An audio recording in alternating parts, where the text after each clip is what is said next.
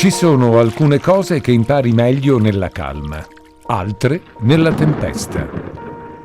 In queste parole della scrittrice Willa Cather, l'importanza di trarre lezioni dalle più svariate difficoltà che il vivere quotidiano ci pone di fronte.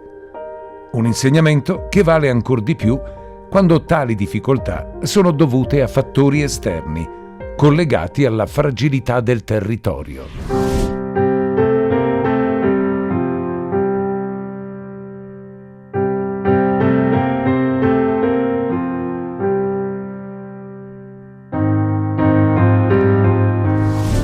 Partendo da questa analisi, la Regione negli ultimi anni ha dedicato agli alunni delle elementari e medie l'iniziativa Scuola Sicura Veneto, con l'obiettivo di fornire loro alcune basi di protezione civile utili a evitare i rischi e incrementare la sicurezza, con una didattica giovane che sappia unire formazione e divertimento nella consapevolezza che gli insegnamenti appresi nei primi anni di vita sono quelli che più facilmente i ragazzi ricorderanno anche da adulti.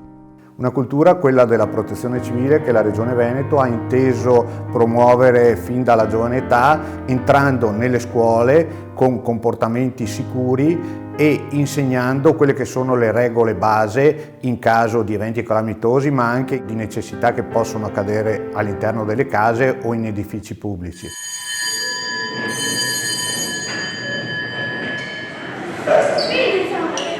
Ha preso fuoco l'aula di informatica, c'è fumo che proviene dall'aula di informatica. È un modo per dare un primo approccio agli alunni di quello che è davvero la protezione civile, anche nella speranza di crescere nuovi volontari che oggi sono dei semplici ascoltatori, ma domani saranno il futuro e la sicurezza del territorio.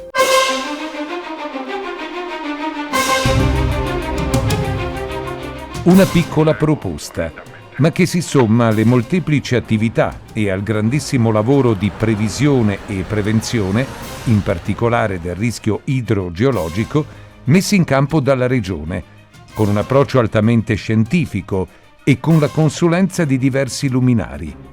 Così da poter compiere le scelte strategiche e più delicate per la sicurezza del Veneto sempre in maniera oculata. Il minor impatto della piena del 2018 rispetto alle piene precedenti, 1966 e 2010, sicuramente è dovuto alla maggiore attenzione che da qualche anno a questa parte è stata riservata ai problemi della difesa idraulica del territorio.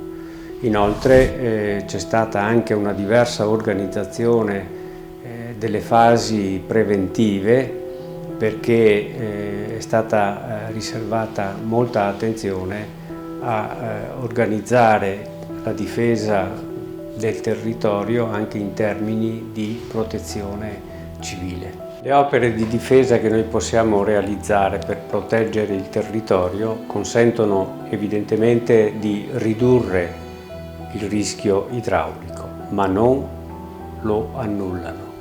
Questo concetto di rischio zero non esiste, bisogna essere sempre consapevoli del fatto che le opere realizzate possono essere messe in condizioni di fallanza da una particolare combinazione di eventi.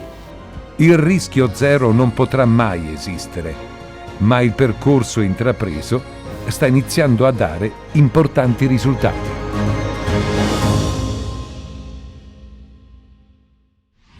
Quando c'è un'emergenza diventa fondamentale gestirla bene, quindi la fase acuta, la fase emergenziale. Su questo io devo sicuramente ringraziare il sistema dei soccorritori, sia quelli professionisti sia quelli non professionisti, e penso a tutto il mondo dei volontari di protezione civile. Sanno mettere in campo una professionalità di altissimo livello, perché dietro alla divisa di un volontario c'è anche una formazione molto approfondita. E poi c'è tutto il tema relativo alla previsione e alla prevenzione. Quando parliamo di ridurre gli effetti degli eventi, diventa fondamentale investire in termini di previsione, che hanno dimostrato particolare efficacia anche con l'evento legato all'uragano Vaia, ma penso a tutto l'aspetto relativo alla prevenzione. Noi come Regione ci siamo dotati di un piano di opere che vale oltre 3 miliardi di euro, che hanno già dato riscontri positivi. Abbiamo subito degli eventi alluvionali di intensità maggiore rispetto all'alluvione del 66 e gli effetti sono stati sia pur importanti ma molto minori rispetto al 66, quando in Veneto ci furono 100 morti. Questo vuol dire che siamo sulla strada giusta e continueremo in questa direzione cercando di ridurre al massimo il rischio.